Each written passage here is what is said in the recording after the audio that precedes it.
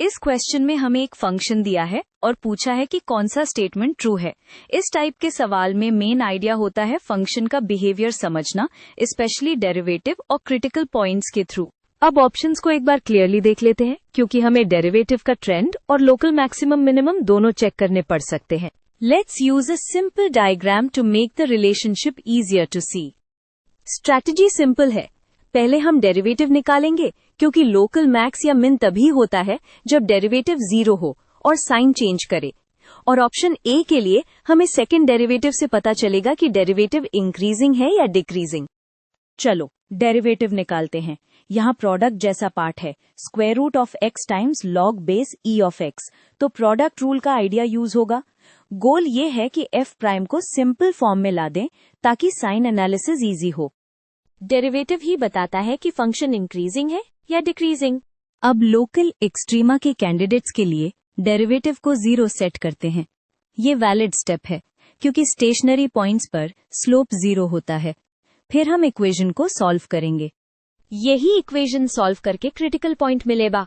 इस इक्वेशन में लॉग और स्क्वायर रूट मिक्स है, तो एक स्मार्ट सब्स्टिट्यूशन काम आता है। अगर हम t को स्क्वायर रूट ऑफ x मान लें तो स्क्वायर रूट क्लीन हो जाता है और log ऑफ x भी log ऑफ t में कन्वर्ट हो जाता है। इससे सॉल्विंग इजियर हो जाती है। सब्स्टिट्यूशन से log और रूट दोनों मैनेजेबल हो जाते हैं। अब इक्वेशन को t के टर्म्स में लिखते हैं। फिर हम देखेंगे कि सोल्यूशन कितने हैं और क्या यूनिक है। ये स्टेप हमें क्रिटिकल पॉइंट्स की एग्जैक्ट काउंट बताएगा। अब प्रॉब्लम एक सिंगल वेरिएबल इक्वेशन बन गई है। अब एक स्टैंडर्ड ट्रिक, इक्वेशन को 0 के फॉर्म में लाओ। मैं एक फंक्शन डिफाइन करता हूं g ऑफ t, जिसका 0 हमें चाहिए। फिर डेरिवेटिव से चेक करेंगे कि g का मिनिमम कहाँ है। अगर मिनिमम 0 हुआ तो वही यूनिक सोल्यूशन होगा। सेकेंड डेरिवेटिव पॉजिटिव है, मतलब g कॉन्वेक्स है और मिनिमम यूनिक होगा। g प्राइम 0 तब होगा जब t इक्वल्स 1, और क्योंकि g कॉन्वेक्स है ये पॉइंट ग्लोबल मिनिमम देता है। अब चेक करते हैं g ऑफ 1। अगर g ऑफ 1 0 निकला तो बस वही एक सोल्यूशन है। हमें एक ही क्रिटिकल पॉइंट मिला, x इक्वल्स 1। अब सबसे इंपॉर्टेंट पार्ट, लोकल मैक्स या मिन तब होता है जब डेरिवेटिव साइन चेंज करे। तो हम डेरिवेटिव का साइन समझेंगे। सब्स्टिट्यूशन से एक नीट रिलेशनशिप मिलती है। f प्राइम का साइन g ऑफ t के ऑपोजिट होता है और g ऑफ t मिनिमम 0 था, मतलब g ऑफ t हमेशा नॉन नेगेटिव है। इसका मतलब डेरिवेटिव कभी पॉजिटिव नहीं होता। तो पिक्चर क्लियर है, फंक्शन पूरे डोमेन में डिक्रीजिंग है। x इक्वल्स 1 पर स्लोप 0 हो सकता है, लेकिन क्योंकि दोनों साइड्स पर फंक्शन डिक्रीजिंग ही रहता है, वहां ना लोकल मैक्सिमम बनता है ना लोकल मिनिमम। ये एक कॉमन पिटफॉल है। डेरिवेटिव 0 होना जरूरी है, सफिशिएंट नहीं। एक्सट्रीमा के लिए साइन चेंज चाहिए, जो यहाँ नहीं हो रहा। अब ऑप्शन ए को डायरेक्टली वेरीफाई कर लेते हैं, क्योंकि वो डेरिवेटिव की डिक्रीजिंग होने की बात करता है। डेरिवेटिव डिक्रीजिंग का मतलब सेकंड डेरिवेटिव नेगेटिव, तो हम सेकंड डेरिवेटिव निकाल के साइन चेक करेंगे। सेकंड डेरिवेटिव का साइन ही बताएगा डेरिवेटिव ऊपर जा रहा है या डाउन। इंटरवल 0 से 1 के बीच में log base e of x negative होता है। नेगेटिव का माइनस पॉजिटिव बनाता है और डिनोमिनेटर भी पॉजिटिव होता है, मतलब सेकंड डेरिवेटिव पॉजिटिव। सो डेरिवेटिव एक्चुअली इंक्रीजिंग डिक्रीजिंग नहीं, तो ऑप्शन ए फॉल्स हो गया। डेरिवेटिव डिक्रीजिंग बोला था, बट एक्चुअल में इंक्रीजिंग है। अब ऑप्शंस बी और सी लोकल मैक्सिमम और मिनिमम के बारे में है, और हम ऑलरेडी शो कर चुके हैं फंक्शन मोनोटोन डिक्रीजिंग है और कोई साइन चेंज नहीं। इसलिए करेक्ट स्टेटमेंट डी होगा, neither local maximum nor local minimum. Final answer option D है। क्वेश्चन में 3 डिफरेंट कर्व्स दिए हैं और हर कर्व पर एक पॉइंट डिफाइन किया है टैंजेंट की स्लोप से। फिर उन 3 पॉइंट से जो सर्कल बनेगा उसका रेडियस निकालना है। ऑप्शंस को भी एक बार देख लेते। एंड में हम अपना रेडियस इन्हीं से मैच करेंगे। Let's use a simple diagram to make the relationship easier to see. Game plan simple है। पहले स्लोप कंडीशन से पी क्यू आर के एग्जैक्ट कोऑर्डिनेट्स निकालेंगे। फिर 3 पॉइंट से सर्कल का सेंटर और रेडियस आएगा। Ready? Parabola y is equal to x squared के लिए डेरिवेटिव सीधा होता है। टेंजेंट स्लोप y का x के रिस्पेक्ट में डेरिवेटिव होता है और हमें वो 4 चाहिए। ये स्लोप फॉर्मूला है पैराबोला के लिए। अब स्लोप को 4 के इक्वल सेट करते हैं क्योंकि पॉइंट P पर टेंजेंट का स्लोप 4 गिवन है।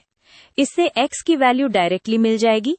स्लोप कंडीशन को इक्वेशन बना दिया। यहाँ से x इक्वल्स 2 और पॉइंट पैराबोला पर है तो y इक्वल्स एक्स स्क्वायर्ड में x इक्वल्स 2 डाल के y मिल जाता है।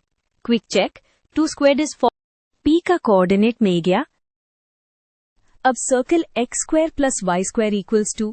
यहाँ डेरिवेटिव इम्प्लिसिट डिफरेंशिएशन से आता है क्योंकि y x का फंक्शन है। डिफरेंशिएट करते ही स्लोप मिलता है -x/y। ये सर्कल के टेंजेंट स्लोप का स्टैंडर्ड रिजल्ट है और हमें इसी को -1 के इक्वल रखना है। सर्कल पर टेंजेंट स्लोप यही होता है। स्लोप -1 का मतलब -x/y इक्वल्स -1। दोनों साइड्स को माइनस साइन से सिंप्लीफाई करो तो रिलेशन बचता है x equals y। First quadrant में दोनों पॉजिटिव होंगे, सो कंसिस्टेंट है। स्लोप कंडीशन से x और y का रिलेशन मिल गया। अब x इक्वल्स y को सर्कल इक्वेशन में प्लग करते हैं। देन 2x स्क्वायर्ड इक्वल्स 2, सो x इक्वल्स 1। फर्स्ट क्वाड्रेंट में x पॉजिटिव ही लेंगे, सो y भी 1। ग्रेट, q मिल गया। q का कोऑर्डिनेट मिल गया। अब ellipse x squared plus 4y squared equals 8। Same idea implicit differentiation से स्लोप निकालेंगे, फिर गिवन स्लोप -1/2 यूज करेंगे। डिफरेंशिएट करने पर स्लोप आता है -x/4y। अब इस स्लोप को -1/2 सेट करना है ताकि पॉइंट R फिक्स हो जाए। एलिप्स पे टेंजेंट स्लोप यही आता है। -x/4y equals -1/2। नेगेटिव्स कैंसिल और क्रॉस मल्टीप्लाई से x इक्वल्स 2y। ये रिलेशन एलिप्स के पॉइंट को लॉक कर देगा। स्लोप कंडीशन से एलिप्स पर रिलेशन मिल गया। अब x इक्वल्स 2y को एलिप्स की इक्वेशन में पुट करो। Then 4y squared plus 4y squared equals 8, so y squared equals 1। First quadrant में y equals 1 and x equals 2, so r is 2, 1। r का कोऑर्डिनेट में क्या? अब 3 पॉइंट्स मिल गए। P 2,4, Q 1,1, R 2,1। अब सर्कल का रेडियस निकालना है। सबसे क्लीन अप्रोच है, परपेंडिकुलर बाइसेक्टर्स का इंटरसेक्शन सेंटर देता है। ध्यान दो, QR हॉरिजॉन्टल सेगमेंट है क्योंकि दोनों का y 1 है। हॉरिजॉन्टल सेगमेंट का परपेंडिकुलर बाइसेक्टर वर्टिकल लाइन होता है मिड पॉइंट से। मिड पॉइंट का x 3/2 आता है। अब RP वर्टिकल सेगमेंट है क्योंकि x दोनों का 2 है। वर्टिकल सेगमेंट का परपेंडिकुलर बाइसेक्टर हॉरिजॉन्टल लाइन होता है और मिड पॉइंट का y 5/2। सेंटर वही होगा जहां ये दोनों बाइसेक्टर्स इंटरसेक्ट करते हैं। एक लाइन x फिक्स दे रही है, दूसरी line y fix, so centre directly 3/2, 5/2 बन जाता है। ये सर्कल का सेंटर है। अब रेडियस निकालने के लिए सेंटर से किसी भी पॉइंट तक डिस्टेंस ले लो। ऑल सेम होना चाहिए। मैं क्यों यूज कर रहा हूं? Delta x is half, delta y is 3 halves, so radius squared becomes 5/2। So radius is square root of 5/2। अब ऑप्शंस में मैच करो। ये ऑप्शन C है, डन। फाइनल रेडियस यही है और ये ऑप्शन C से मैच करता है। यहाँ क्वेश्चन ये है कि आइडेंटिटी मैट्रिक्स से सिर्फ एलिमेंट्री रो ऑपरेशंस लगा के कौन सा ऑप्शन वाला मैट्रिक्स बन सकता है। सोचने वाली बात यह है कि रो ऑपरेशंस एक मैट्रिक्स को इन्वर्टिबल ही रखती हैं या फिर उसे सिंगुलर बना देती हैं। ऑप्शंस को एक बार क्लियरली देख लेते हैं, फिर हम एक फास्ट टेस्ट यूज करेंगे जो बताएगा कौन सा आइडेंटिटी से रो ऑपरेशंस करके मिल सकता है। की आइडिया, आइडेंटिटी मैट्रिक्स इन्वर्टिबल होता है। एलिमेंट्री रो ऑपरेशंस करने से मैट्रिक्स का इन्वर्स एग्जिस्टेंस स्टेटस चेंज नहीं होता, मतलब आइडेंटिटी से जो भी मिलेगा वो भी इन्वर्टिबल होगा। तो हमें बस चेक करना है कौन सा ऑप्शन इन्वर्टिबल है, यानी जिसका डिटर्मिनेंट 0 नहीं है। ऑप्शन ए में तीनों रोज सेम है। अगर 2 रोज सेम हो जाए डिटर्मिनेंट 0 हो जाता है।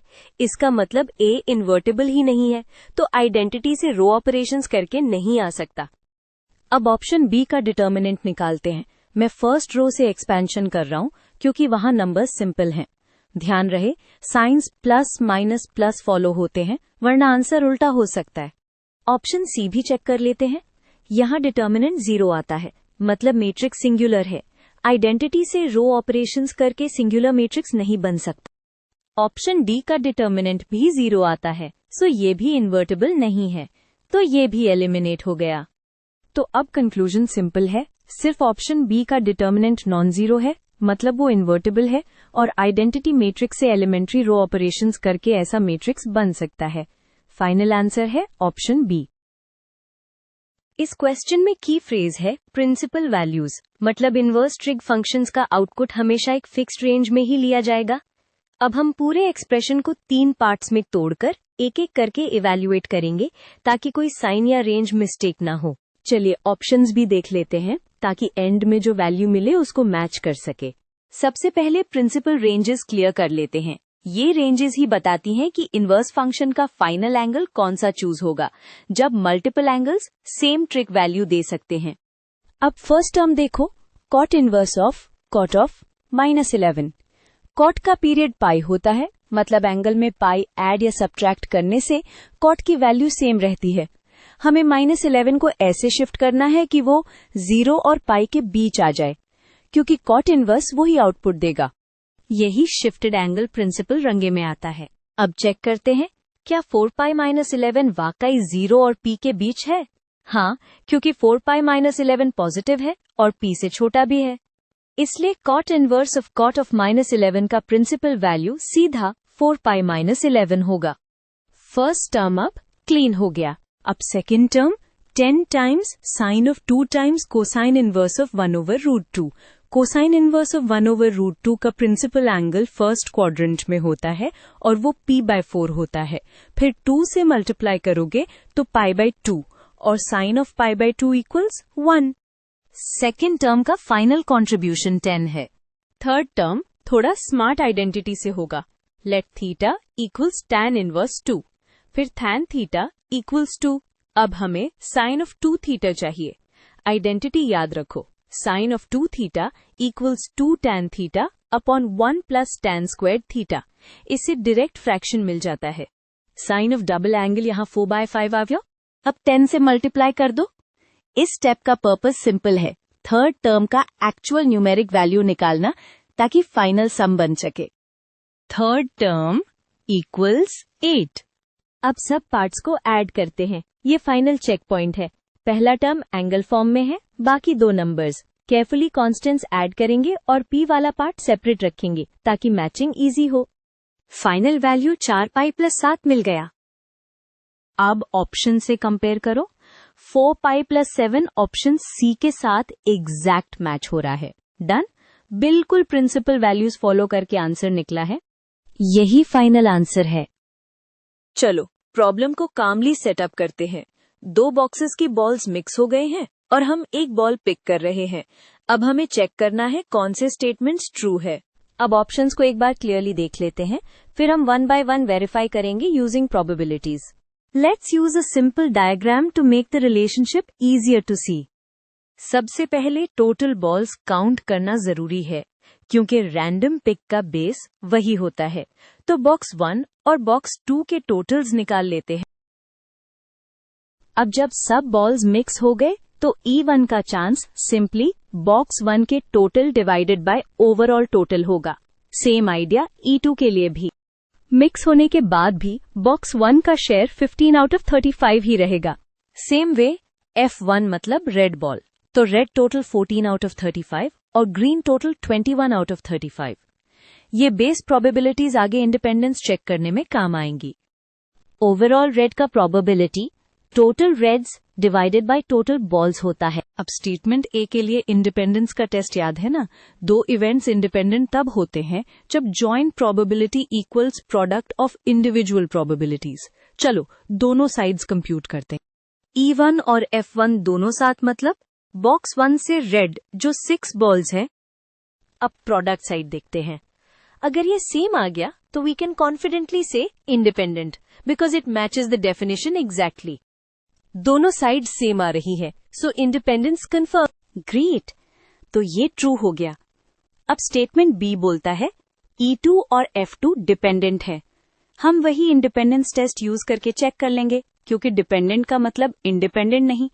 सो जॉइंट और प्रोडक्ट दोनों इक्वल है, सो इवेंट्स एक्चुअली इंडिपेंडेंट है। तो यहाँ डिपेंडेंट नहीं इंडिपेंडेंट निकला, इसलिए स्टेटमेंट बी फॉल्स है। अब स्टेटमेंट सी पे आते हैं। कंडीशनल प्रोबेबिलिटीज कंपेयर करनी है। बॉक्स 1 गिवन है तो सिर्फ बॉक्स 1 के अंदर रेड रेशियो देखते हैं। अब सेम चीज बॉक्स 2 के लिए। कंडीशन लगने का मतलब सैंपल स्पेस चेंज हो जाता है, इसलिए डिनोमिनेटर बॉक्स 2 का टोटल होगा। दोनों कंडीशनल सेम आ गए, सो सी ट्रू है। नाइस, स्टेटमेंट सी ट्रू है। अब स्टेटमेंट डी कंपेयर कराता है बॉक्स 1 गिवन रेड का chance versus box 2 given green का चांस। चलो सेकंड कंडीशनल निकालते हैं। बॉक्स 2 के अंदर ग्रीन प्रोपोर्शन 3/5 है। अब कंपेयर इजी है, 2/5 इज ग्रेटर देन 3/5 नहीं होता। यहीं पे स्टूडेंट्स कभी कभी उल्टा कंपेयर कर देते हैं, सो फ्रैक्शंस को लाइन अप करके देखो।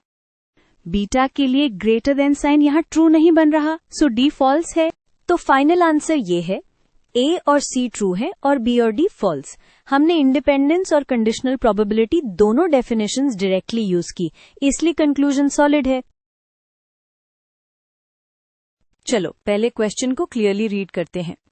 हमें प्लेन पी निकालना है जो एक गिवन स्ट्रेट लाइन को कंटेन करता है और एक दूसरे प्लेन के परपेंडिकुलर है। फिर पी के पैरेलल एक और प्लेन P1 गिवन पॉइंट से पास होता है। उसके बाद ऑप्शंस में से कौन से स्टेटमेंट्स ट्रू हैं ये चेक करना है। अब ऑप्शंस को एक बार सामने रख लेते हैं ताकि जब प्लेन P और P1 निकल जाए तो हम एक एक करके वेरीफाई कर सके। Let's use a simple diagram to make the relationship easier to see. सबसे पहले लाइन से हमें दो इंपॉर्टेंट चीजें चाहिए, एक पॉइंट जो लाइन पर है और लाइन का डायरेक्शन वेक्टर। क्योंकि प्लेन P को इस लाइन को कंटेन करना है तो ये डायरेक्शन प्लेन के अंदर ही रहेगा।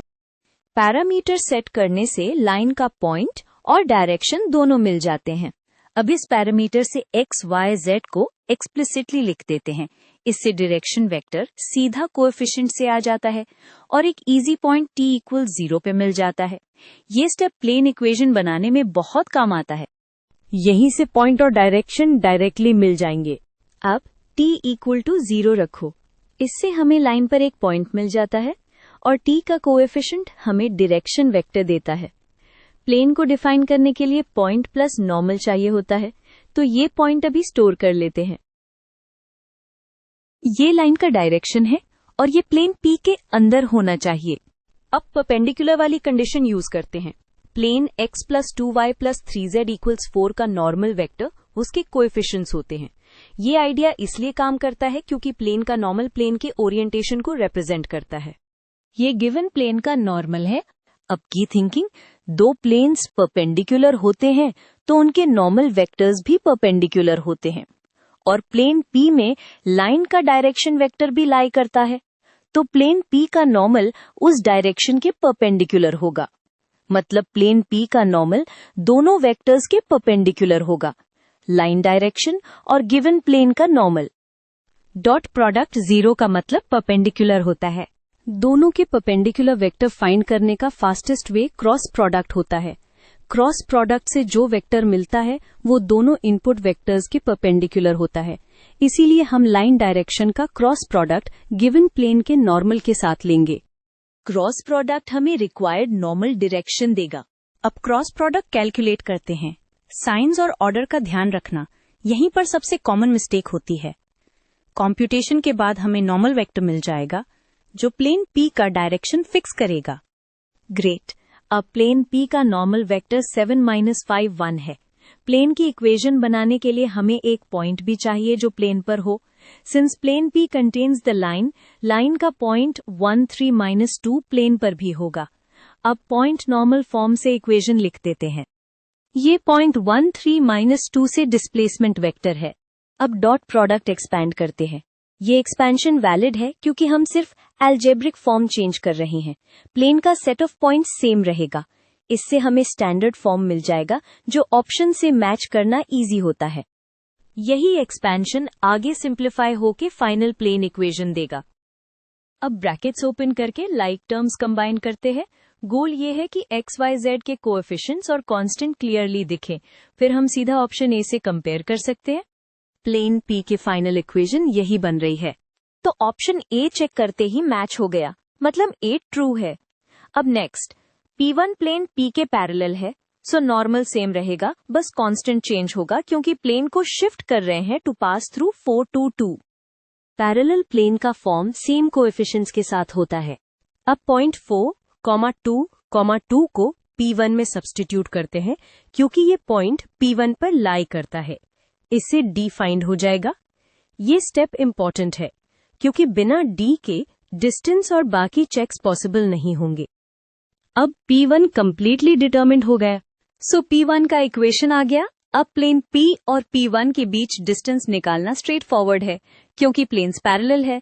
पैरेलल प्लेन्स की डिस्टेंस फॉर्मूला में कांस्टेंट्स का डिफरेंस आता है divided by normal magnitude. Distance formula use करने से पहले नॉर्मल का मैग्नीट्यूड निकाल लेते हैं। ये डिनोमिनेटर में आता है, इसलिए यहाँ कैलकुलेशन करेक्ट होना जरूरी है। नॉर्मल वेक्टर 7 - 5 1 का लेंथ स्क्वायर रूट ऑफ 49 + 25 + 1 होगा। नॉर्मल का मैग्नीट्यूड आगे डिस्टेंस में डिवाइड होगा।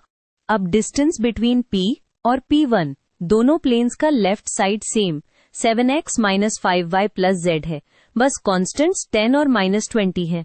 Distance equals absolute difference of constants over magnitude of normal. Distance 2√3 आया, 30 नहीं, सो ऑप्शन बी फॉल्स है। अब ऑप्शन सी चेक करें। ओरिजिन से प्लेन P के डिस्टेंस स्टैंडर्ड फॉर्मूला सेम होता है, absolute constant over normal magnitude, जब plane form ax + by + cz + d = 0 हो। यहाँ d = 10 है। डिस्टेंस 2√3/3 आया, सो ऑप्शन सी फॉल्स है। अब last option D, angle between plane P और plane 2x + 2y + z = 3। Planes का एंगल नॉर्मल्स के एंगल के इक्वल होता है, सो हम दोनों नॉर्मल्स का डॉट प्रोडक्ट यूज करके कोसाइन निकालेंगे एंड अक्यूट एंगल के लिए एब्सोल्यूट वैल्यू ले लेंगे। इस प्लेन का नॉर्मल भी कोएफिशिएंट से मिल गया। अब डॉट प्रोडक्ट 7 - 5 1 .2 2 1। केयरफुल रहना चाहिए क्योंकि -5 × 2 गिव्स -10। फिर मैग्नीट्यूड्स मल्टीप्लाई करके कोसाइन मिलता है। ये स्टेप डायरेक्टली ऑप्शन डी के एक्सप्रेशन से कंपेयर होगा। डॉट प्रोडक्ट 5 आया। अब कोसाइन फॉर्मूला में यूज करेंगे। अब मैग्नीट्यूड्स n1 का मैग्नीट्यूड ऑलरेडी 5√3 है, n2 का मैग्नीट्यूड स्क्वायर रूट ऑफ 4 + 4 + 1 यानी 3। अब cosine equals absolute dot product over product of magnitudes. इससे एग्जैक्टली वही वैल्यू आएगी जो ऑप्शन में दिया है। सेकेंड नॉर्मल का मैग्नीट्यूड 3 है। अब कोसाइन कंप्यूट करते हैं और क्योंकि अक्यूट एंगल ही चाहिए, एब्सोल्यूट वैल्यू ऑलरेडी पॉजिटिव आ रही है, सो परफेक्ट। कोसाइन 1/3√3 आता है, तो angle cosine inverse of that value होगा, सो ऑप्शन डी ट्रू है। तो एंगल का फाइनल फॉर्म ऑप्शन डी से मैच हो गया। प्लेन P का इक्वेशन ऑप्शन ए के साथ मैच हुआ, सो ए ट्रू। डिस्टेंस बिटवीन P और P1 2√3 निकला, सो बी फॉल्स। ओरिजिन से डिस्टेंस 2√3/3 निकला, सो सी फॉल्स। एंगल वाला एक्सप्रेशन ऑप्शन डी से मैच हुआ, सो डी ट्रू। आंसर है ऑप्शंस ए और डी। चलो क्वेश्चन को क्लियरली सेट करते हैं। हमें रियल नंबर्स के ऊपर एक आर्बिट्रेरी फंक्शन f दिया है और उससे एक नया फंक्शन g डिफाइन किया गया है। अब काम ये है कि दिए गए स्टेटमेंट्स में से कौन कौन से हमेशा ट्रू होंगे। अब ऑप्शंस को एक बार साफ साफ देख लेते हैं। हर स्टेटमेंट 0 के पास कॉन्टिन्यूटी या डिफरेंशियबिलिटी को रिलेट कर रहा है। सबसे पहले g का वैल्यू एट 0 निकालना इजी है और यही पॉइंट बार बार यूज होगा क्योंकि g of x equals x times f of x है, तो 0 पे x फैक्टर सब कुछ कंट्रोल कर लेता है। 0 पे g का वैल्यू फिक्स है, हमेशा 0।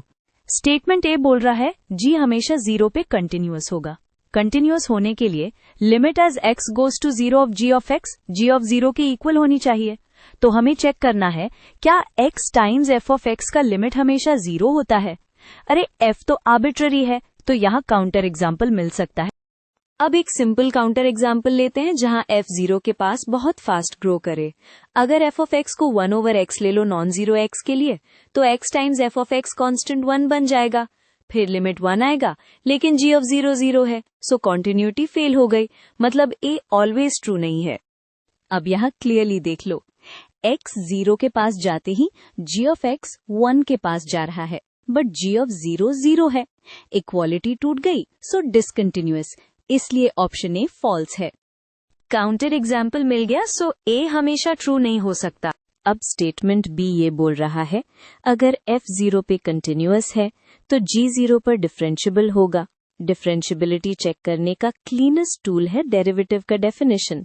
हम डिफरेंस कोशेंट बनाते हैं क्योंकि वही डायरेक्टली लिमिट पे डिपेंड करता है, और यहाँ मैजिक ये होगा कि x कैंसिल हो जाएगा। अब देखो, अगर f कंटिन्यूअस एट 0 है तो limit of f of h as h goes to 0 exists, और वो f ऑफ 0 के इक्वल होता है। एग्जैक्टली वही लिमिट डेरिवेटिव बन गया। सो डेरिवेटिव एग्जिस्ट्स, मतलब g differentiable at 0। Option be true. Continuity of f gives the needed limit, so g differentiable हो जाता है। अब स्टेटमेंट सी बोलता है, अगर g डिफरेंशिएबल एट 0 हो तो f कंटिन्यूस एट 0। यहाँ एक कॉमन ट्रैप होता है। डिफरेंशिएबिलिटी ऑफ g हमें limit of f of x as x goes to 0 तो दे देता है, बट कंटिन्यूटी के लिए एडिशनली f ऑफ 0 को भी उसी लिमिट के इक्वल होना चाहिए, और f ऑफ 0 तो आर्बिट्रेरी हो सकता है। सो यहाँ काउंटर एग्जाम्पल पॉसिबल है। Counter example, f of x को नॉन जीरो x के लिए 0 सेट कर दो और f ऑफ 0 को 1 सेट कर दो, फिर g ऑफ x ऑलवेज 0 हो जाता है, सो g डिफरेंशिएबल भी होगा, बट f 0 पे जंप कर रहा है, सो कंटिन्यूअस नहीं है। इससे स्टेटमेंट सी फॉल्स हो गया। अब स्टेटमेंट डी, ये एक्चुअली वही आइडेंटिटी यूज करता है जो हमने डेरिवेटिव के टाइम देखी। Difference quotient of g at 0 equals f of h। अगर g डिफरेंशिएबल एट 0 है तो उस कोशेंट का लिमिट एग्जिस्ट करता है। इसका मतलब directly limit of f of x as x goes to 0 exist करता है, सो d ट्रू है। Differentiability of g forces the limit of f near 0 to exist. a और c के लिए काउंटर एग्जाम्पल मिल गया, सो वो फॉल्स। b और d logically guaranteed थे, सो वो ट्रू। Answer locked. चलिए प्रॉब्लम को क्लियरली सेट करते हैं। हमें एक मैट्रिक्स M दिया है, उसका पावर 26 निकालना है और साथ ही पावर्स का सम भी।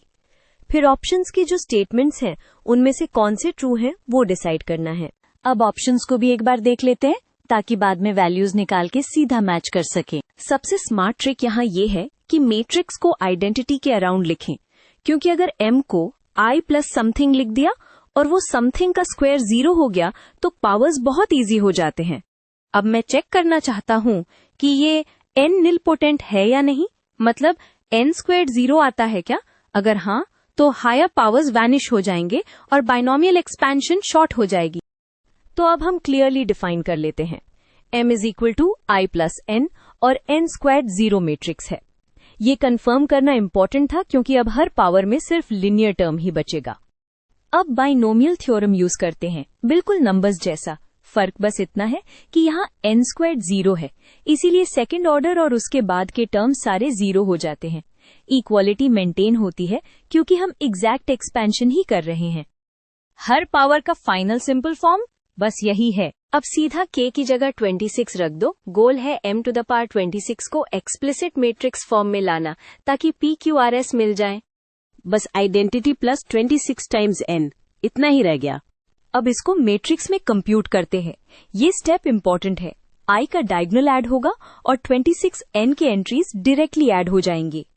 ध्यान रहे बॉटम राइट में 1 प्लस होगा, नेगेटिव नंबर आएगा। तो अब हम एंट्रीज रीड कर सकते हैं। ये बस मैचिंग का स्टेप है, कोई ट्रिक नहीं। इसे ऑप्शन सी जैसी चीजें इवैल्यूएट करना इजी होगा। अब सम ऑफ पावर्स की बारी। यहां भी वही सिंपल फॉर्म यूज करेंगे। m to the power k equals I plus kn। फिर समेशन को दो पार्ट्स में तोड़ देंगे, आइडेंटिटी का सम और kn का सम। ये बिल्कुल वैलिड है क्योंकि समेशन लीनियर होता है।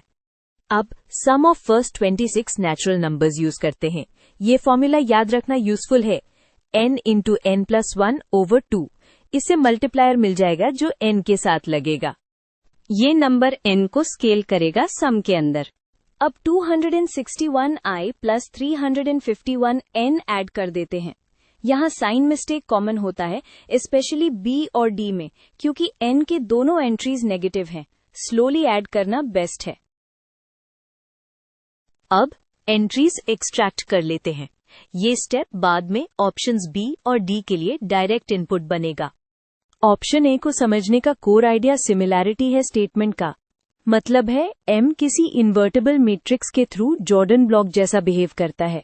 क्यों प्लॉजिबल? क्योंकि m का आइगन वैल्यू 1 डबल है और m आइडेंटिटी नहीं है, तो डायगोनलाइजेबल नहीं होगा, सो साइज 2 का जॉर्डन ब्लॉक आएगा। और हमने पहले ही दिखाया था कि m-i का स्क्वायर 0 है, लेकिन m-i 0 मैट्रिक्स नहीं है। ये exactly non diagonalizable Jordan case होता है। इसी से गारंटी होती है कि m is similar to the Jordan matrix with ones on diagonal and a 1 above इट। इसलिए a ट्रू है। ऑप्शन बी डायरेक्ट चेक है। हमने a की वैल्यू 377 निकली, जो 378 नहीं है, सो यहाँ कोई एम्बिग्विटी नहीं, b फॉल्स। इसलिए स्टेटमेंट b रॉन्ग है। ऑप्शन सी में कीवर्ड है any integers m and n और unique integer solution. Unique solution के लिए मैट्रिक्स इन्वर्टेबल होनी चाहिए और इंटिजर सोल्यूशन हर इंटिजर राइट साइड के लिए तब गारंटीड होता है जब इनवर्स भी इंटिजर एंट्रीज का हो, यानी डिटर्मिनेंट ±1। अब इनवर्स का फॉर्मूला यूज करते हैं। डिटर्मिनेंट 1 होने से इनवर्स में डिवीजन का इश्यू नहीं आता, एंट्रीज इंटीजर्स ही रहती है। फिर x and y automatically integers बन जाते हैं और यूनिकनेस भी मिल जाती है क्योंकि इनवर्स सिंगल वैल्यूड है, सो सी ट्रू। ऑप्शन डी में भी यूनिक सोल्यूशन का क्राइटेरियन डिटर्मिनेंट ही होता है। सिस्टम का कोएफिशिएंट मैट्रिक्स है a plus T, b, c, d plus T. हमें दिखाना है कि डिटर्मिनेंट t ग्रेटर देन 0 के लिए कभी 0 नहीं होता। अब ABCD सब्स्टिट्यूट करते हैं। मैं चाहता हूं आप साइंस पर एक्स्ट्रा ध्यान दें। b नेगेटिव है, इसलिए BC नेगेटिव आएगा और -BC प्लस बन जाएगा। ये स्टेप अगर सही हुआ तो कंक्लूजन इमीडिएट हो जाएगा। डिटर्मिनेंट अब एक क्वाड्रेटिक बन गया। अब फैक्टर करना इजी है। अब इस क्वाड्रेटिक को परफेक्ट स्क्वायर में रिकॉग्नाइज कर सकते हैं। 676 है 26 स्क्वायर्ड और मिडिल टर्म 52t है, 2 times 26 times t। So determinant equals t plus 26 whole squared. Positive t पर यह कभी 0 नहीं होगा, इसलिए यूनिक सोल्यूशन हमेशा मिलेगा। d true. स्क्वायर क्वांटिटी 0 तब होती है जब t इज इक्वल टू -26, जो पॉजिटिव नहीं है। To final tally a true, b false, c true और d ट्रू। बस इन्हीं स्टेटमेंट्स को मार्क करना है। चलिए क्वेश्चन को क्लियर रीड करते हैं। हमें सेट S दिया है और X में वो सारे रिलेशंस R हैं जो S पर इक्विवेलेंस रिलेशन है और जिनमें टोटल ऑर्डर्ड पेयर्स की काउंट बिल्कुल 42 है। हमें बस यही गिनना है कि ऐसे रिलेशंस कितने पॉसिबल हैं। अब मेन आइडिया याद रखते हैं। इक्विवेलेंस रिलेशन और पार्टीशन एक ही चीज को दो तरीके से डिस्क्राइब करते हैं। मतलब S के एलिमेंट्स को कुछ ग्रुप्स यानी इक्विवेलेंस क्लासेस में बांट दो। हर ग्रुप के अंदर हर एलिमेंट से रिलेटेड होता है, इसलिए ऑर्डर्ड पेयर्स का काउंट ग्रुप साइज से डायरेक्टली निकलता है। मान लो क्लासेस के साइजेस n1, n2 और आगे हैं। एक क्लास का साइज n हो तो उस क्लास के अंदर कितने ऑर्डर्ड पेयर्स आएंगे? हर पहला एलिमेंट चूज करो n वेज और हर दूसरा एलिमेंट भी n वेज, तो टोटल n इंटू n यानी n स्क्वायर्ड। और पूरे रिलेशन का साइज सब क्लासेस के n स्क्वायर्ड का सम हो जाता है। साथ ही सारे क्लास साइजेस का सम 10 होना चाहिए क्योंकि S में 10 एलिमेंट्स हैं। रिलेशन की टोटल साइज क्लासेस के स्क्वायर्स का सम होता है। अब कंडीशन अप्लाई करते हैं। हमें चाहिए स्क्वायर्स का सम 42 और साइजेस का सम 10। तो अब ये एक smart trial and check type integer problem बन गई। ट्रिक ये है, स्क्वायर्स फास्ट ग्रो करते हैं तो यूजुअली 1-2 बड़ी क्लासेस होंगी। सबसे पहले सोचते हैं क्या 6 साइज की क्लास हो सकती है?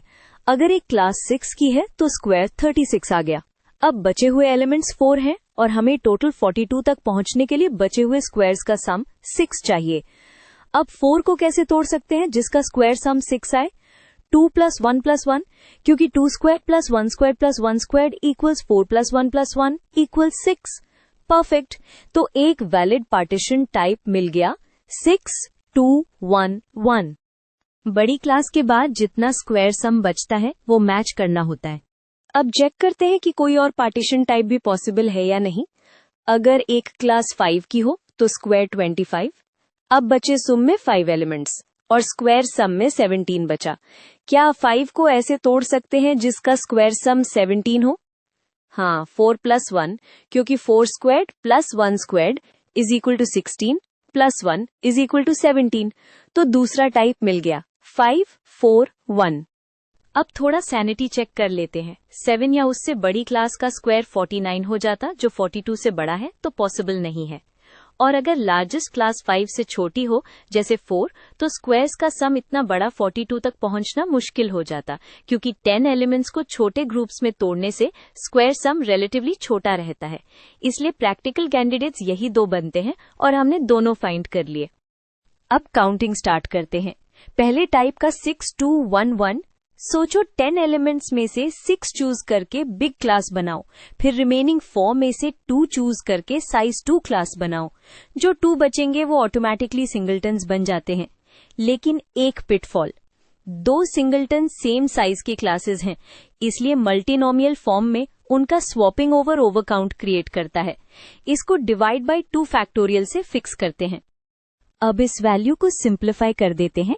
यही काउंट बताता है कि कितनी पार्टीशंस इस पैटर्न की हैं और हर पार्टीशन एग्जैक्टली एक ही इक्विवेलेंस रिलेशन देता है। कैलकुलेट करके ये 1260 आता है। इस पैटर्न के लिए टोटल 1260 इक्विवेलेंस रिलेशंस मिलते हैं। अब सेकेंड टाइप 5 4 1। यहाँ कोई रिपीटेड ब्लॉक साइज नहीं है, क्योंकि 5 और 4 डिफरेंट है और सिंगलेटन सिर्फ एक है, तो बस मल्टीनोमियल से काउंट निकल जाता है। 10 factorial over 5 factorial times 4 factorial times 1 factorial. अब फाइनल स्टेप सुपर सिंपल है। X में टोटल वही रिलेशंस हैं जो इन दोनों टाइप्स से आते हैं और टाइप्स डिसजॉइंट है, तो काउंट्स ऐड हो जाएंगे। 1260 + 1260 = 2520। बस यही फाइनल आंसर है। दोनों वैलिड पार्टीशन टाइप्स के काउंट्स ऐड करके फाइनल टोटल मिलता है। चलिए इस क्वेश्चन को कामली सेट करते हैं। हमें दिए गए फंक्शन के अंदर एब्सोल्यूट वैल्यू और ग्रेटेस्ट इंटीजर वाला पार्ट है और हमें काउंट करना है कि इंटरवल के अंदर कितनी जगह फंक्शन कंटिन्यूअस नहीं है और कितनी जगह डिफरेंशिएबल नहीं है। फाइनली अल्फा + बीटा निकलना है। चलो इस सेटअप को देखने के लिए एक सिंपल नंबर लाइन डायग्राम बहुत हेल्प करेगा। इससे हमें तुरंत दिखेगा कि कौन से ब्रेक पॉइंट्स पे एक्सप्रेशन चेंज होता है और कौन से पॉइंट्स पे ग्रेटेस्ट इंटीजर जंप कर सकता है। अब फंक्शन को पार्ट्स में तोड़ देते हैं। एक पार्ट एब्सोल्यूट वैल्यूज के साथ साइन वाला स्मूथ टाइप एक्सप्रेशन है और दूसरा पार्ट ग्रेटेस्ट इंटीजर यानी फ्लोर फंक्शन, जहां जंप्स आते हैं। डिसकंटिन्यूटी मोस्टली फ्लोर के जंप से आती है और नॉन डिफरेंशिएबिलिटी एब्सोल्यूट वैल्यू के कॉर्नर्स या फ्लोर जंप पॉइंट से आती है। सबसे पहले अल्फा यानी डिसकंटिन्यूटी काउंट। एब्सोल्यूट वैल्यू और साइन कंटिन्यूअस होते हैं, इसलिए a of x कंटिन्यूअस रहेगा। डिसकंटिन्यूटी का real chance b of x में है, क्योंकि फ्लोर फंक्शन हर इंटीजर इनपुट पर जंप करता है। इसलिए हम gx = x sin x को स्टडी करेंगे। अब g of x का बिहेवियर समझ लेते हैं। इस इंटरवल में साइन और x का साइन सेम होता है, तो प्रोडक्ट नॉन नेगेटिव रहेगा। और एक और nice observation, g of -x g of x के बराबर होता है, मतलब फंक्शन इवन है। इससे सोल्यूशन सिमेट्रिक मिलेंगे। यहाँ से सिमेट्री दिखती है। सोल्यूशंस प्लस और माइनस पेयर में आएंगे। पॉजिटिव साइड पे g of x इंक्रीजिंग है। रीजन ये है कि derivative sin x + cos x होता है और 0 से π/2 के बीच साइन और कॉस दोनों पॉजिटिव होते हैं, तो डेरिवेटिव पॉजिटिव। अब एंड पॉइंट्स चेक करते हैं। g of 0 = 0 और π/2 के पास g of x π/2 के पास चला जाता है, जो 1 से बड़ा है। अब डिसकंटिन्यूटी कब आएगी? फ्लोर फंक्शन तब जंप करता है जब उसका इनपुट किसी इंटीजर को हिट करे। यहाँ g ऑफ x का रेंज 0 से लेके π/2 से थोड़ा कम तक है, तो पॉसिबल इंटीजर सिर्फ 0 और 1 है। 0 पर जंप तब होता जब इनपुट नेगेटिव साइड से आता, बट यहाँ g ऑफ x नेगेटिव होता ही नहीं, so only g of x equal to 1 important है। Since g of x increasing on positive side, equation x sin x equals 1 का एग्जैक्टली 1 सोल्यूशन मिलेगा इन 0 to π/2। Symmetry की वजह से एग्जैक्टली 1 नेगेटिव सोल्यूशन भी मिलेगा, सो डिसकंटिन्यूटी पॉइंट्स टोटल 2 हो गए, हेंस अल्फा इक्वल्स 2। अब बेटा यानी नॉन डिफरेंशियबिलिटी काउंट कर ले। इम्पॉर्टेंट आइडिया ये है कि जहां फंक्शन डिसकंटिन्यूअस है वहां तो डिफरेंशियबल हो ही नहीं सकता, तो पहले से ही हमें x sin x इक्वल्स 1 के दोनों पॉइंट्स बेटा में इंक्लूड करने हैं। अब एक्स्ट्रा पॉइंट्स चेक करते हैं, स्पेशली एब्सोल्यूट वैल्यूज के कॉर्नर्स x इक्वल 0 और x इक्वल्स 1 पर। अब x इक्वल 0 पर चेक करते हैं। यहाँ लोग अक्सर सोचते हैं एब्सोल्यूट वैल्यू की वजह से डेरिवेटिव फेल होगा, पर साइन फैक्टर 0 बन जाता है जो कॉर्नर को स्मूथ कर देता है। हम लेफ्ट और राइट एक्सप्रेशन लिख के देखते हैं। 0 के लेफ्ट में मॉड्यूलस x इज -x और मॉड्यूलस x - 1 इज 1 - x। 0 के राइट में मॉड्यूलस x इज x और मॉड्यूलस x - 1 स्टिल 1 - x। सो कोएफिशिएंट सडनली चेंज होता है पर डेरिवेटिव मैच हो जाता है। ग्रेट, डेरिवेटिव दोनों साइड से सेम आया, सो x इक्वल्स 0 पर डिफरेंशिएबल है। अब x इक्वल्स 1 पर आते हैं। यहाँ मॉड x - 1 का एक्चुअल कॉर्नर है और साइन ऑफ 1 0 नहीं होता, सो कॉर्नर हाइड नहीं होता, इसलिए लेफ्ट डेरिवेटिव और राइट डेरिवेटिव अलग आएंगे, एंड यही नॉन डिफरेंशियबिलिटी का क्लियर सिग्नल है। लेफ्ट डेरिवेटिव माइनस साइन 1 और right derivative plus sign 1 clearly same नहीं है, सो x इक्वल्स 1 एक एक्स्ट्रा नॉन डिफरेंशियबल पॉइंट है। अब टोटल बीटा 2 पॉइंट्स फ्लोर के जंप से प्लस 1 पॉइंट x इक्वल्स 1 से, दैट मेक्स बीटा इक्वल्स 3। बस अब ऐड करना है। अल्फा 2 था, बीटा 3 है, दोनों को ऐड करते ही फाइनल आंसर मिल जाएगा 5। Quick sanity check, discontinuity points 2 थे और डिफरेंशियबिलिटी में एक एक्स्ट्रा कॉर्नर पॉइंट ऐड हुआ, तो total 5 makes perfect sense. Final value ये ही ले। यहाँ हमें काउंट करना है कि 10 आइडेंटिकल रेड पेन्स और 14 आइडेंटिकल ब्लू पेन्स को 4 पर्सन्स में कैसे डिस्ट्रीब्यूट करें, ऐसे कि हर पर्सन को टोटल 6 पेन्स मिले। मेन आइडिया ये है कि हर पर्सन के पास रेड और ब्लू का स्प्लिट होगा और टोटल 6 फिक्स है। Let's use a simple diagram to make the relationship easier to see. सबसे पहले एक क्विक सैनिटी चेक कर लेते हैं। अगर हर पर्सन को 6 पेन्स मिल रहे हैं और टोटल 4 पर्सन्स हैं, तो टोटल रिक्वायर्ड पेन्स 24 होने चाहिए और गिवन पेन्स भी 24 ही हैं, तो डिस्ट्रीब्यूशन पॉसिबल है। टोटल पेन्स 24 बन रहे हैं। अब मैं ट्रिक बताती हूँ। ब्लू को अलग से काउंट करने की जरूरत नहीं पड़ेगी, क्योंकि हर पर्सन का टोटल 6 फिक्स है। अगर हम हर पर्सन को कितने रेड मिले बस वही डिसाइड कर ले, तो ब्लू ऑटोमेटिकली 6 माइनस दैट हो जाएगा। तो हम रेड काउंट्स को वेरिएबल्स मान लेते हैं। यही मीन इक्वेशन है। टोटल रेड पेन्स 10 डिस्ट्रीब्यूट करने हैं। अगर अपर लिमिट 6 को टेम्परेरीली इग्नोर कर दें, तो ये एक standard stars and bars problem बन जाती है। 10 को 4 नॉन नेगेटिव पार्ट्स में तोड़ना। ये काउंट कॉम्बिनेशन से आता है और ये हमें स्टार्टिंग पॉइंट दे देता है। ये काउंट तब है जब हर पर्सन को 6 से ज्यादा रेड अलाउड हो। अब करेक्शन करनी है, क्योंकि कोई भी पर्सन 6 से ज्यादा रेड नहीं ले सकता, सो हम बैड केसेस सब्ट्रैक्ट करेंगे जहां किसी एक पर्सन को कम से कम 7 रेड मिल जाते हैं। एग्जाम्पल समझिए, पर्सन 1 को 7 या ज्यादा रेड मिले तो हम 7 रेड फिक्स करके बचे हुए रेड को डिस्ट्रीब्यूट करते हैं। और ध्यान रहे, 2 लोगों को 7 to 7 रेड एक साथ मिलना पॉसिबल नहीं, क्योंकि फिर टोटल रेड 14 हो जाएंगे जो 10 से ज्यादा है, इसलिए ओवरलैप का टेंशन नहीं है। तो फाइनल आंसर सिंपल हो गया, टोटल अनरिस्ट्रिक्टेड वेज में से बैड वेज सब्ट्रैक्ट। ये नंबर ही वैलिड डिस्ट्रीब्यूशंस का काउंट है, क्योंकि ब्लू पेन्स ऑटोमेटिकली हर पर्सन के लिए 6 माइनस रेड बन जाएंगे और टोटल ब्लू 14 भी मैच हो जाएगा। ये ही फाइनल नंबर ऑफ वेज है। चलो इस प्रॉब्लम को कामली सेटअप करते हैं। हमें पहले अल्फा का वैल्यू समझना है, फिर उससे 5 माइनस अल्फा स्क्वायर्ड निकालना है। अब यह स्मार्ट ट्रिक ये है कि कोसाइन को कॉम्प्लेक्स एक्सपोनेंशियल से लिख दें। इससे प्रोडक्ट टेलीस्कोपिंग टाइप बन जाता है और कैलकुलेशन बहुत शॉर्ट हो जाती है। इस रिलेशन का फायदा ये है कि हर फैक्टर 1-2 कोसाइन को हम 1 - zeta power k - zeta power -k की फॉर्म में बदल सकते हैं। सेम वैल्यू रहेगी, बस एक्सप्रेशन ज्यादा वर्केबल हो जाएगा। अब मैं इस एक्सप्रेशन को थोड़ा रीअरेंज करूंगा। आइडिया ये है कि जेटा पावर k को कॉमन डिनोमिनेटर बना दें ताकि पॉलिनोमियल जैसी चीज बन जाए। ये स्टेप बिल्कुल वैलिड है क्योंकि हम सिर्फ अलजेब्राइक रीराइटिंग कर रहे हैं।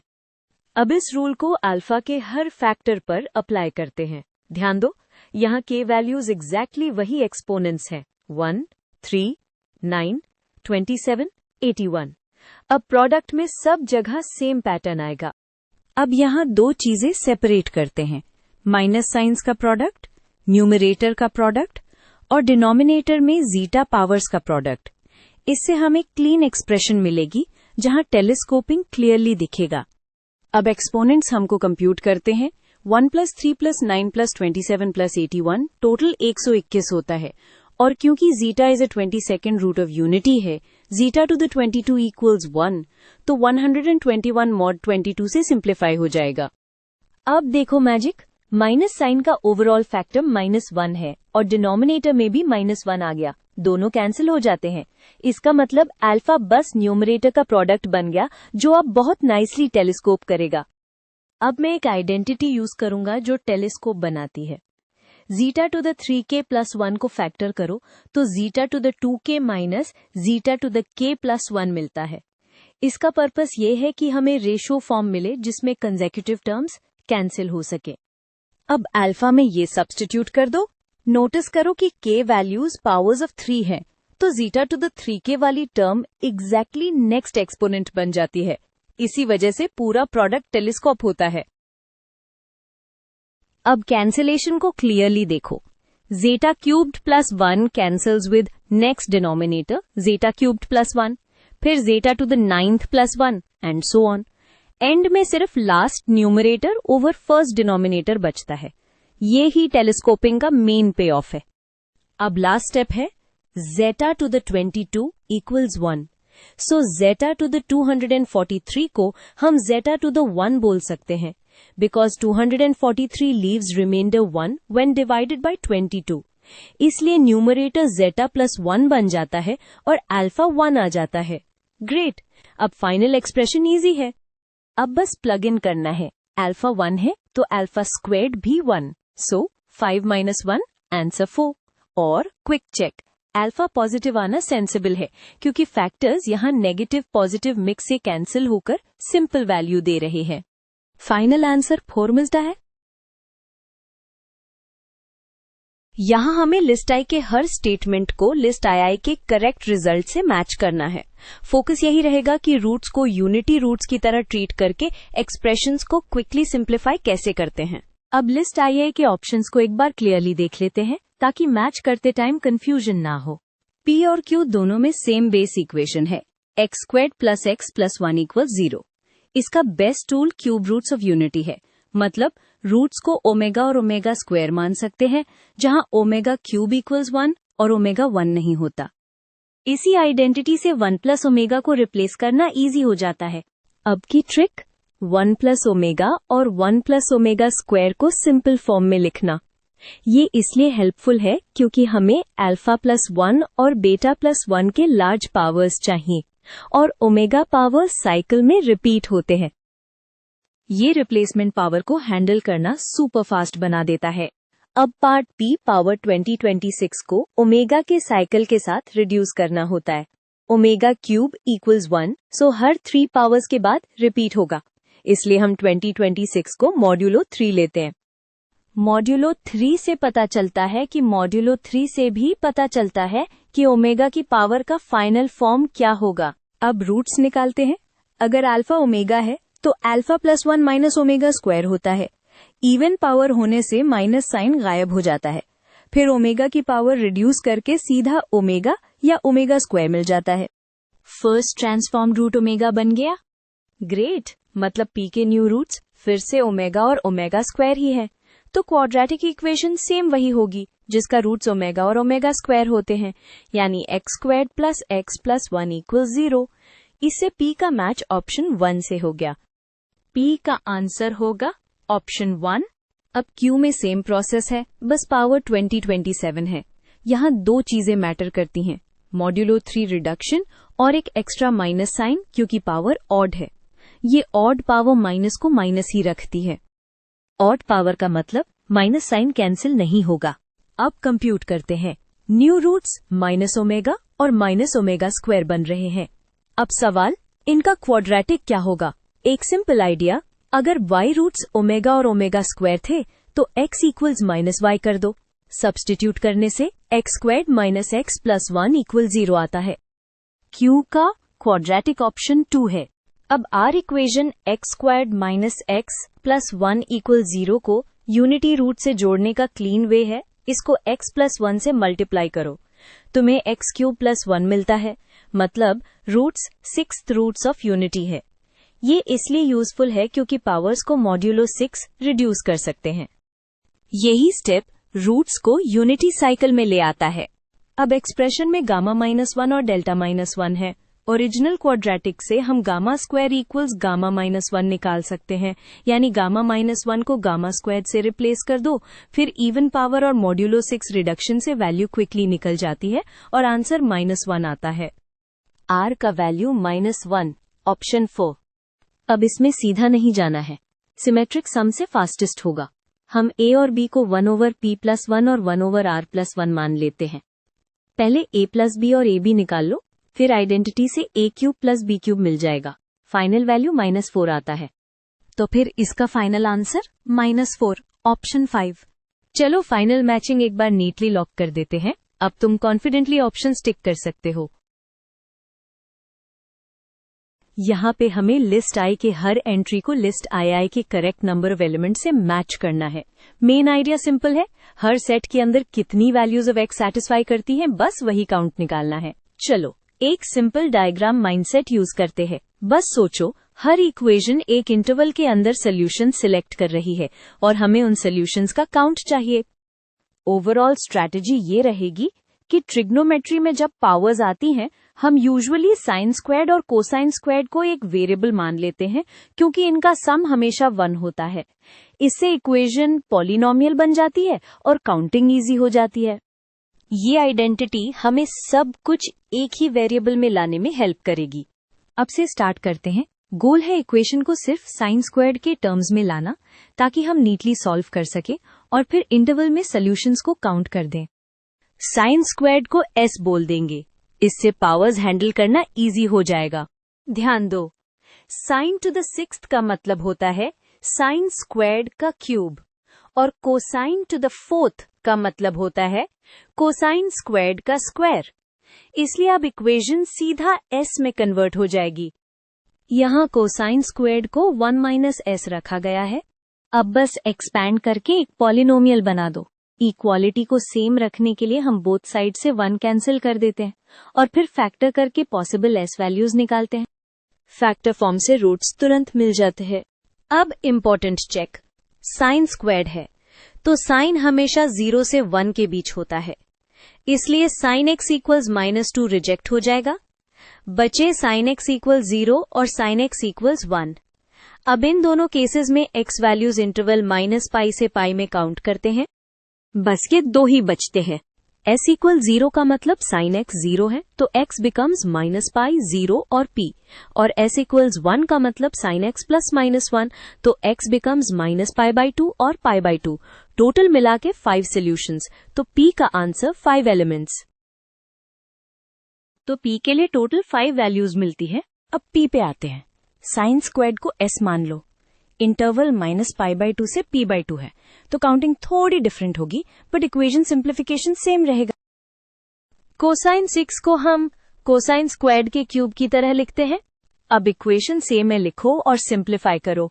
फिर वही लॉजिक, s का रेंज 0 to 1 होता है, so extra roots automatically drop हो जाएंगे।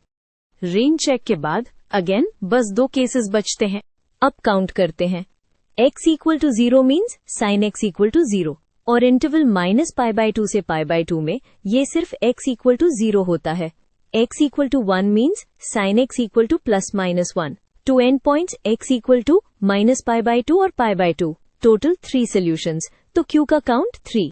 इस इंटरवल में टोटल 3 वैल्यूज मिलती है, सो q मैप्स टू 3। अब यहाँ कोसाइन स्क्वायर ऑफ x/2 आया है तो half angle identity best tool है। इससे इक्वेशन डायरेक्टली cos x के टर्म्स में आ जाएगी। फिर क्वाड्रेटिक सॉल्व करके x काउंट कर लेंगे। हाफ एंगल आइडेंटिटी यहाँ की स्टेप है। अब इक्वेशन में रिप्लेस करके फ्रैक्शंस हटा दो, फिर साइन स्क्वायर्ड को 1 माइनस कोसाइन स्क्वायर्ड से कन्वर्ट कर दो ताकि सिर्फ कोसाइन x बचे। ये मूव इसलिए वैलिड है क्योंकि sine squared plus cosine squared 1 होता ही होता है। अब ये पूरी क्वाड्रेटिक बन चुकी है in terms of cosine x। अब कोसाइन x को u मान लो। क्वाड्रेटिक सॉल्व करोगे तो 2 रूट्स आएंगे, पर एक रूट रेंज से बाहर चला जाएगा क्योंकि कोसाइन का रेंज -1 से 1 होता है। वैलिड रूट के लिए कोसाइन x कांस्टेंट k के इक्वल होगा और इंटरवल -p से p में इसके 2 सिमेट्रिक सॉल्यूशंस मिलते हैं। ये वाला रूट ही वैलिड है, दूसरा कोसाइन रेंज में नहीं आता। कोसाइन x इक्वल्स k का मतलब होता है 2 सॉल्यूशंस, एक पॉजिटिव एंगल और उसका नेगेटिव मिरर। क्योंकि इंटरवल -p से p सिमेट्रिक है, टोटल 2 सॉल्यूशंस मिलेंगे, तो r का काउंट 2। सिमेट्री की वजह से यहाँ एग्जैक्टली 2 सॉल्यूशंस आते हैं। अब इस टाइप में sin स्क्वायर्ड ऑफ x/2 को फिर से आइडेंटिटी से रिप्लेस करना स्मार्ट है। उससे इक्वेशन कोसाइन x और कोसाइन 3x के बीच रिलेशन बन जाएगी और ट्रिपल एंगल फॉर्मूला से क्लीनली सॉल्व हो जाएगा। इस आइडेंटिटी से sine squared half angle directly cosine x में आ जाता है। रिप्लेस करके सिंप्लीफाई करो। नोटिस क्या होता है, कॉन्स्टेंट्स कैंसिल हो जाते हैं और बचता है cosine 3x equals -3 cosine x। अब ट्रिपल एंगल लगाते ही क्यूबिक कोलैप्स हो जाएगा और कोसाइन x 0 आएगा। फाइनली कंडीशन सिंपल हो गई, कोसाइन x मस्ट बी 0। अब काउंट करें। cos x 0 होता है ऑड मल्टीपल्स ऑफ π/2 पर। इंटरवल -2p से 2p में ऐसे पॉइंट्स 4 आते हैं, -3 π/2, -π/2, π/2, 3 π/2, तो s का काउंट 4। इस इंटरवल में टोटल 4 सॉल्यूशंस फिट होते हैं। अब बस मैचिंग लिख देते हैं। p का काउंट 5 था, q का 3, r का 2 और s का 4। इनको लिस्ट II के नंबर से मैच कर दो। फाइनल मैचिंग यही ले। चलो पहले क्वेश्चन तो केयरफुली रीड करते हैं। यहाँ मैट्रिक्स M दिया है और कंडीशन है कि M times M transpose identity के बराबर है। इसी से हमें वेक्टर्स U, V, W के बारे में स्ट्रॉन्ग इन्फॉर्मेशन मिलेगी और फिर लिस्ट I को लिस्ट II से मैच करना है। सबसे इम्पॉर्टेंट आइडिया ये है कि अगर M times M transpose identity है तो M का इनवर्स M ट्रांसपोज होता है और स्क्वायर मैट्रिक्स के लिए इसका मतलब कॉलम्स भी ऑर्थोनॉर्मल होते हैं, यानी वेक्टर्स U, V, W एक दूसरे के परपेंडिकुलर हैं और इनकी लेंथ 1 है। इससे कॉलम्स ऑर्थोनॉर्मल मिलते हैं और U, V, W वही कॉलम्स। अब ऑर्थोनॉर्मल का मतलब 2 चीजें होती हैं। पहली, हर वेक्टर का डॉट प्रोडक्ट खुद से 1 होता है, यानी यूनिट लेंथ।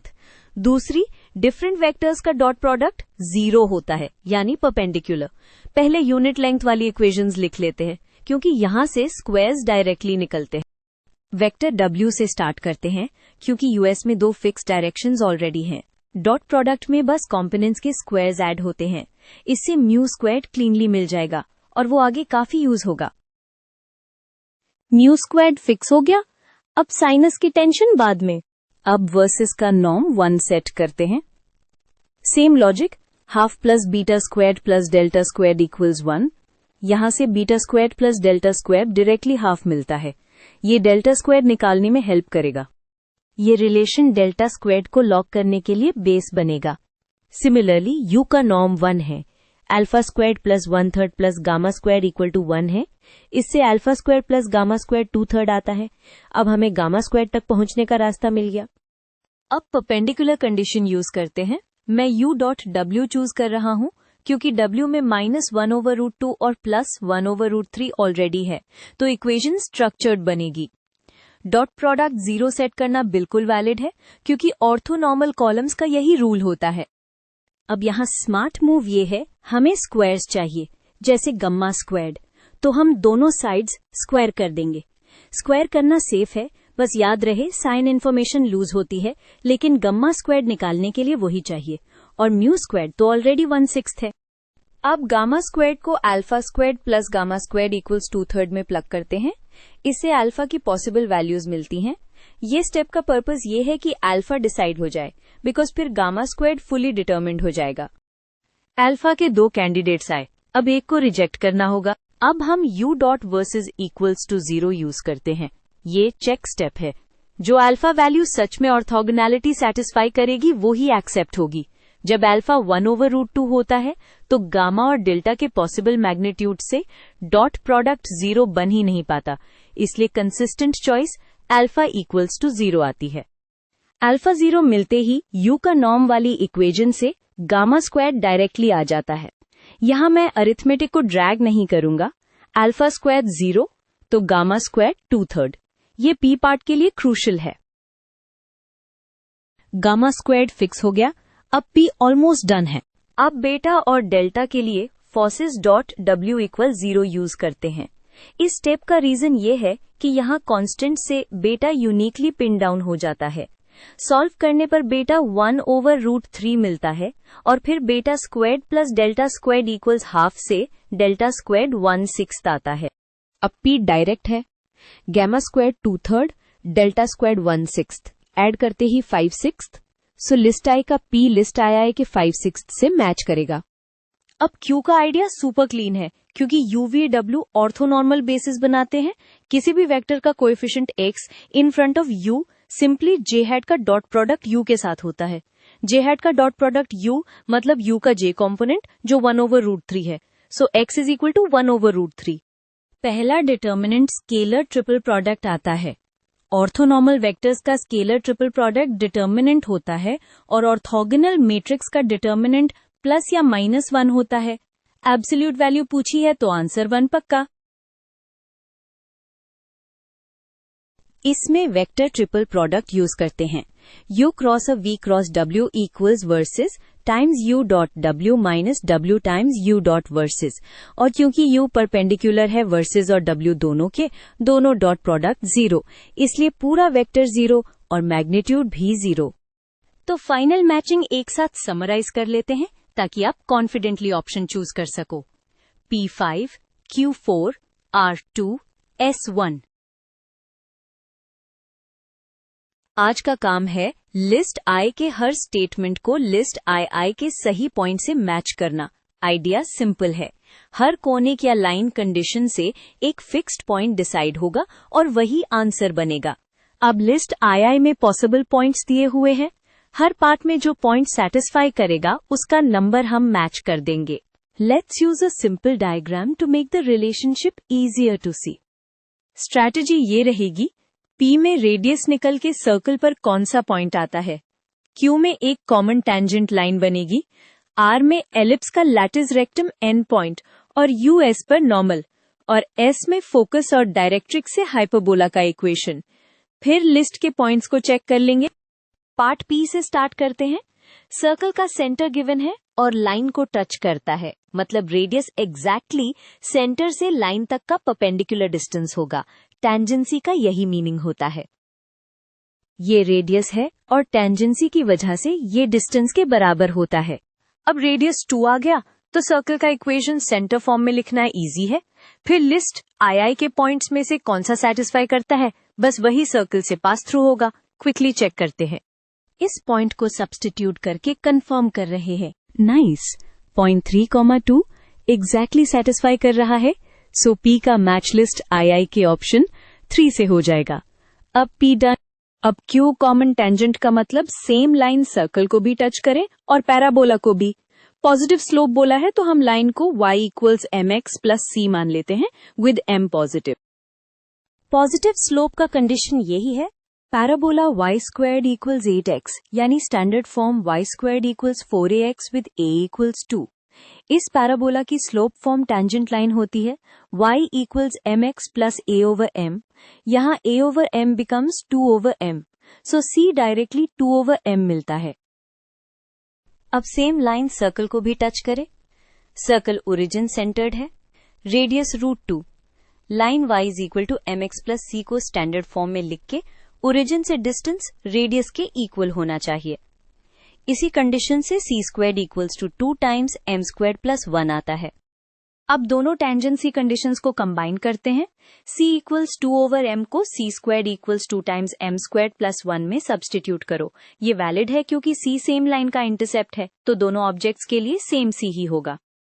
इसको सॉल्व करने के लिए m स्क्वायर्ड को t मान लो, क्वाड्रेटिक बन जाएगी। पॉजिटिव स्लोप चाहिए तो नेगेटिव ऑप्शन रिजेक्ट कर देंगे। m इक्वल्स 1 आया तो c इक्वल्स 2 ओवर m यानी 2। So tangent line y equals x plus 2।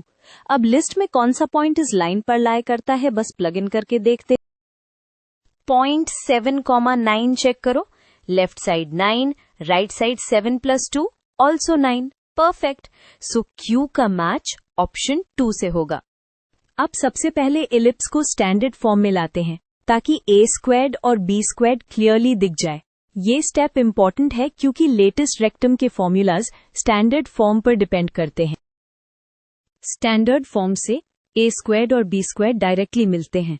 यहाँ a स्क्वायर्ड 16 है और b स्क्वायर्ड 12।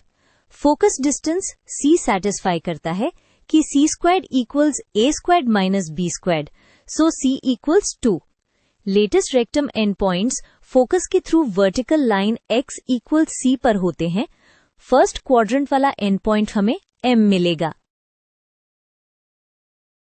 अब m पर नॉर्मल चाहिए। नॉर्मल निकलने के लिए पहले टैंजेंट का स्लोप निकलते हैं, क्योंकि नॉर्मल स्लोप टैंजेंट स्लोप का नेगेटिव रेसिप्रोकल होता है। इम्प्लिसिट डिफरेंशिएशन से y प्राइम मिल जाएगा। अब पॉइंट 2,3 पर टैंजेंट स्लोप -1/2 आता है, तो नॉर्मल स्लोप 2 हो जाएगा। फिर पॉइंट स्लोप फॉर्म से नॉर्मल लाइन लिख देंगे। अब चेक करो कौन सा लिस्ट 2 का point y equals to 2x-1 पर आता है। पॉइंट 1,1 के लिए राइट साइड भी 1 ही आता है, so it lies on the normal. Great, r का मैच ऑप्शन 1। अब लास्ट सम देखिए। हाइपरबोला का सेंटर ओरिजिन है और focus 5,0, so transverse axis x axis पर होगा and c equals 5। Directrix given है x इक्वल्स -16/5। स्टैंडर्ड हाइपरबोला में डायरेक्ट्रिक्स x इक्वल्स -a/e होती है और a/e equals a squared by c। इसी से a स्क्वायर्ड निकल जाएगा। अब हाइपरबोला का इक्वेशन बन गया x squared by 16 minus y squared by 9 equals 1। अब लिस्ट आया है कि पॉइंट्स में से कौन सा सैटिस्फाई करता है, सब्स्टिट्यूट करके वेरीफाई कर लेते हैं।